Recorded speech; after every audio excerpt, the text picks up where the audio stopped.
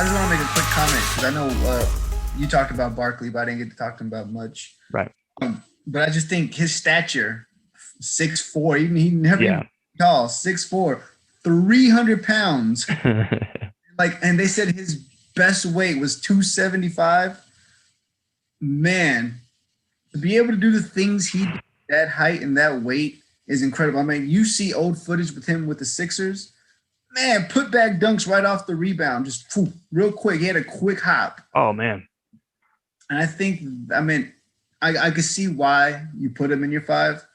Like I said, the reason I didn't put him, I guess I never talked about it. The reason I didn't put him in my 5 was because of some of that. You know, you could say he was a game changer, but that's rare. Literally probably the closest thing we've seen to something like him is probably Zion. And even him, he's 6'6". He's not 6'8", like some people portray.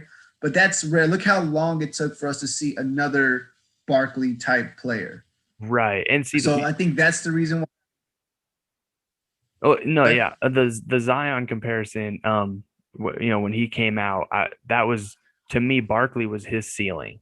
Like if Zion meets his potential, he's Barkley. We've already had that in the league, and Barkley absolutely dominated. And then Zion, his floor to me was Rodney Rogers, who was an athletic freak in college, and then turned out he was a good pro. But yeah, Barkley had his second little pogo stick, put back dunks, and the way he could position his body to rebound, he was incredible. And now pound for pound going up against the rest of the people on this list,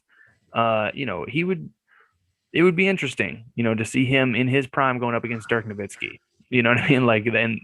But at the same time, I don't know who, barring Dennis Rodman, could handle him. No one could handle him. He wasn't an MVP of the league for no reason. Right. And you could say he single-handedly did lead the Suns to the finals with Jordan and single-handedly won those 2 games that they won off of him. He had to pass his teammates and stuff, but he had Dan Marley, Kevin Johnson. He had a decent squad around him. Wasn't championship potential. I think most of that was just through his sheer power to want to beat Jordan. But the reason, like I said, he wasn't on higher in my opinion is because I think the players we did list, they have the potential and influence to influence a lot of people. Right. Barkley didn't. And I think influence matters in my opinion.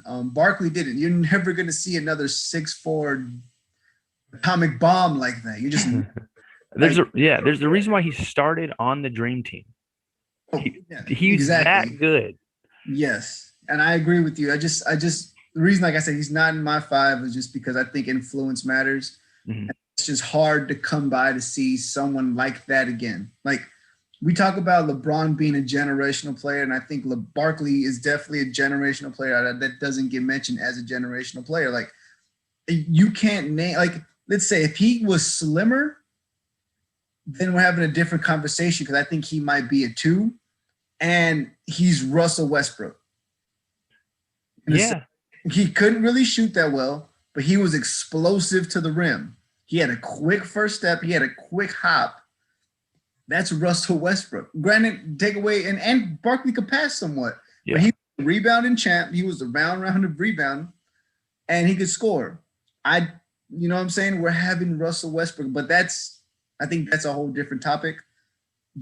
And what you're saying is, and Russell gives me a sour taste in my mouth thinking of comparing him to all-time greats, but you're talking about the great parts, the dog in Russell, the rebounding, the hustle, the athleticism. That's what Charles was at 300 pounds. Imagine if he was slimmer.